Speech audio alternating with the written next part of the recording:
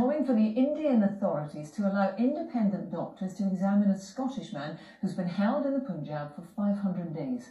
Jaggi Singh Johal is accused of helping to fund a series of targeted killings as part of a terrorist conspiracy. The 32-year-old says he's innocent and claims he's been tortured. Katie Hunter can tell us more. More than 90 court appearances during 500 days. Jaggi Singh Johal still hasn't been convicted of any crime. Back in Glasgow, his brother received a Foreign Office update this morning. I'd hoped that the British government would have done more and the extreme action that they promised would have been taken, and if at the very least the trials should have been moving at a lot faster pace, but it's moving at a snail's pace, and it's just heartbreaking for the family that 500 days on he's still not with the family. Jaggi supporters have organised multiple protests.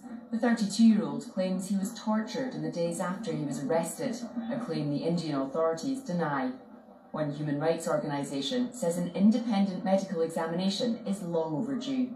What we normally do in a case such as this is to get a professional expert doctor to go in and do a formal assessment as to whether the allegations are true and what injuries he has. The problem here is that the authorities have deliberately prevented him from having that medical examination, which makes it much more difficult for us to prove it.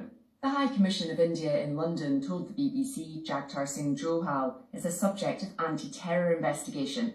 He was arrested by Indian law enforcement agency on the basis of hard evidence regarding his role in conspiracy involving funding, planning and motivating a terror module. Martin Doherty Hughes. The case was raised at Prime Minister's questions last week. I believe one of the ministers is actually dealing with this case and will, I'm sure, be pleased to meet with him. But Jaggi's MP believes the UK government is prioritising a post-Brexit trade deal with India over this case.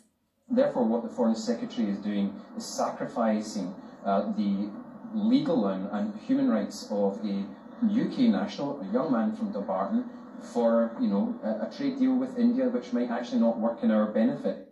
The Foreign Office says its staff have visited Jaggi 18 times since he was detained, and that Foreign Office Minister Mark Field has met the family on 3 occasions. A spokesperson also said Theresa May has raised the case with India's Prime Minister.